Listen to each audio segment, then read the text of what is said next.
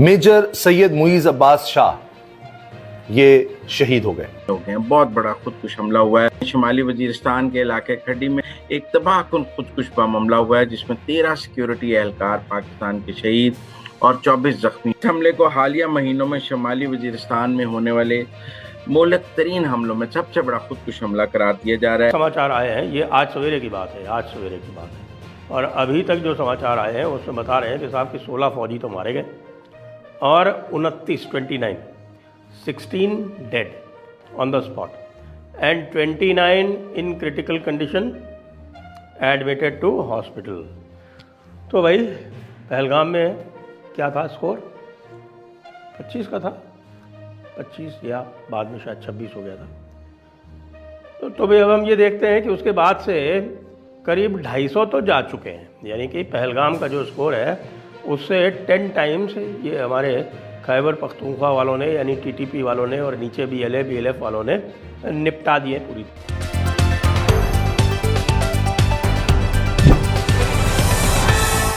जय हिंद दोस्तों, स्वागत है PPM डिबेट हिंदी में। पाकिस्तान में एक बार फिर बड़ा धमाका हुआ है। बीते एक महीने में 200 से ज्यादा पाकिस्तानी सैनिक और सुरक्षाकर्मी मारे जा चुके हैं। ये हमले कोई आम हमले नहीं है।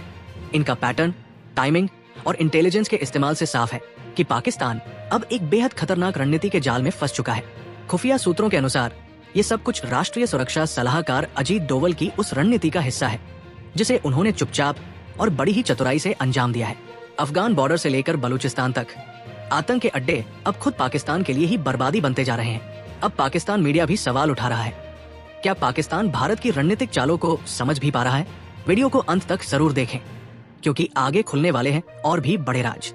तो बने रहिए हमारे साथ। इस जहान से अगले जहान में मुंतकिल होते हुए जो सबसे बड़ा रुतबा है वो शहादत का है।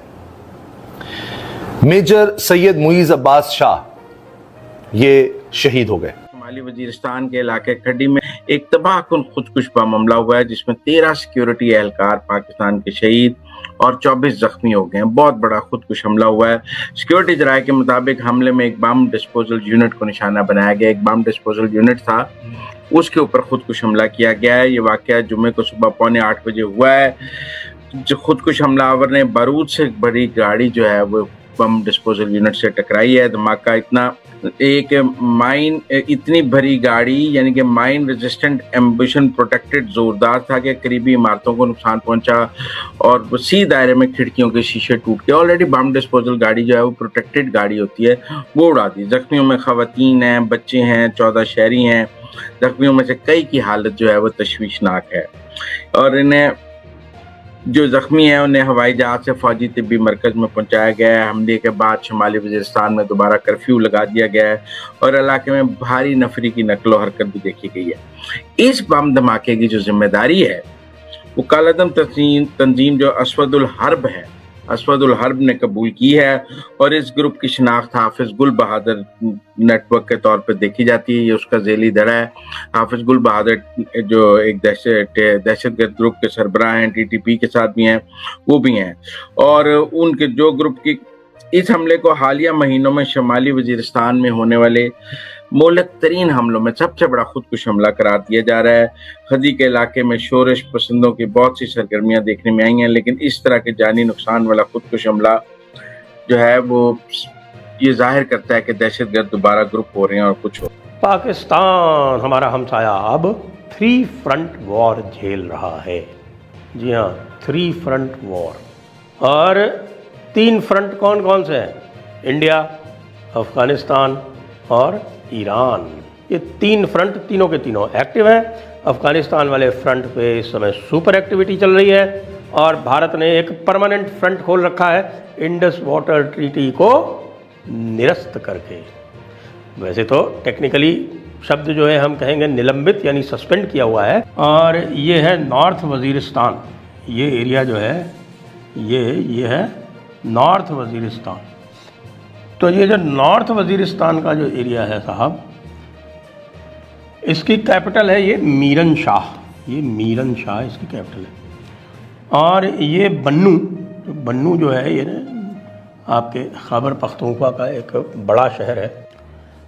तो खड्डी में एक सुसाइड बॉम्बर ने एक पूरी की पूरी गाड़ी जो है एक फौजी गाड़ी में घुसेड़ दी।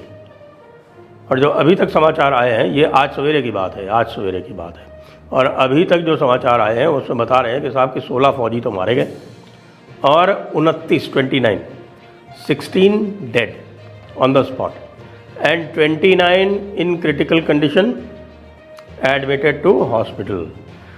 तो भाई पहलगाम में क्या था स्कोर? 25 का था, 25 या बाद में शायद 26 हो गया था। तो भाई अब हम ये देखते हैं कि उसके बाद से करीब 250 तो जा चुके हैं, यानी कि पहलगाम का जो स्कोर है उससे 10 टाइम्स ये हमारे खैबर पख्तूनख्वा वालों ने, यानी टीटीपी वालों ने, और नीचे BLF वालों ने निपटा दिए पूरी तरह से। अच्छा, और भी इसमें भी कोई और कमी नहीं छोड़ी है उन्होंने किसी भी तरह की। तो आप देखिए BLA वालों ने भी क्या किया है। BLA वालों ने इधर ये जगह है एक, इसको बोलते हैं स्पेजांड, इसका बारे में मैंने आपको बताया था। इसका नाम है स्पेजांड, SPEZAND। तो यहाँ से आप देख रहे हैं कि ये दो रास्ते अलग अलग हो रहे हैं। ये एक इधर जा रहा है और एक सीधे जा रहा है और एक इस तरफ जा रहा है। तो ये एक मेजर जंक्शन है। इधर ये जा रहा है जैकोबाबाद की तरफ, यानी कि सिंध की तरफ, और ये नीचे जा रहा है ये कलात की तरफ, और इस तरफ जा रहा है ये ईरान की तरफ। और ये नोश की ये मेजर जगह है। फिर ये जो आप देख रहे हैं ये रिकोडेक है, यहाँ पर ये रिकोडेक माइंस है और ये सैंडक माइंस है। इधर आगे चल के ईरान का बॉर्डर आ जाता है, तफ्तान जायदान। तफ्तान जो है वो पाकिस्तान का बॉर्डर है वहाँ पे।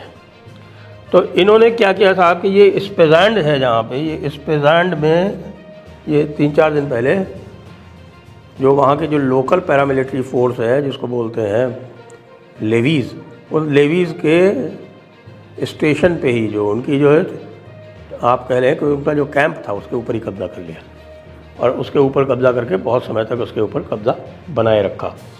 फिर उसके बाद आप ये देख रहे हैं ये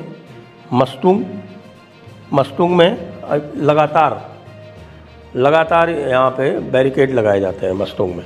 फिर ये जगह ये मंगोचेर जो है, ये जो आप यहाँ बताइए, मंगोचेर में लगातार BLA जो है वहाँ पर 12 घंटे, कभी 24 घंटे, कभी 12 घंटे, 24 घंटे, इस तरह से पीरियडिकली वहाँ पे कब्ज़ा कर लेता है और वो अपनी अथॉरिटी डिस्प्ले करके फिर मेल्ट आउट हो जाता है, क्योंकि उसके पास अभी इतनी कैपेसिटी नहीं है कि वो परमानेंट ऑक्यूपेशन उसके ऊपर रख सके।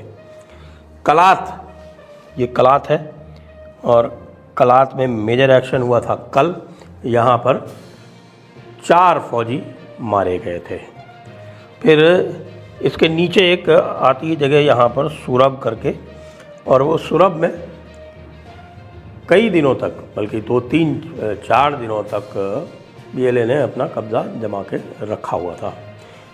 इनको अब ईरान की तरफ से पूरी मदद मिल रही है, और ईरान को आपको पता है कि ईरान पहले भी एक काम कर चुका है कि ईरान ने एक बार मिसाइल भी दागी थी पाकिस्तान के अंदर, बैलिस्टिक मिसाइल। वही मिसाइल जो वो इस समय इजराइल के ऊपर दाग रहा है, वो पाकिस्तान में पहले दाग चुका है। और अब निर्देश मिल गए हैं कि भाई पाकिस्तान को भी निशाना बनाया जाए, पाकिस्तान को यूँ ना छोड़ा जाए, क्योंकि पाकिस्तान ने ईरान इजराइल वॉर में पूरी तरह से US और इजराइल की हिमायत की है, और ना केवल उनको एयर एयरबेस दिया है। जी हाँ, ये क्वेटा का जो एयरबेस है, क्वेटा का जो एयरबेस है वो अमेरिका के पास है इस समय, और फिर नीचे जाके ग्वादर के पास में पासनी एयरबेस है, वो भी इस समय अमेरिका के पास में है। तो ये है दूसरा फ्रंट जो ईरान के साथ इन्होंने खोल लिया है, और ईरान के साथ इन्होंने खोला तो अमेरिकन प्रेशर में है, और इसीलिए खोला है कि अमेरिकन प्रेशर का ये जवाब नहीं दे सकते थे। तो ये हो गया दूसरा फ्रंट। और जो तीसरा फ्रंट, जो सबसे बड़ा फ्रंट है, वो खुला हुआ है लगातार, क्योंकि ऑपरेशन सिंदूर समाप्त नहीं हुआ है, पॉज पर है, अभी इंटरवल चल रहा है। इंटरवल के बाद में दूसरा भाग जो है उसका ऑपरेशन सिंदूर 1.0 का पुनः आरंभ होगा। इस चैनल पर सबसे पहले मिलती है वो आवाज जो देश के पक्ष में बुलंद होती है। तो देरी किस बात की? आज ही जुड़िए हमारे मिशन से और बनिए सच्चे भारतवासी की पहचान। वीडियो देखने के लिए आपका आभार। जय श्री राम। वंदे मातरम।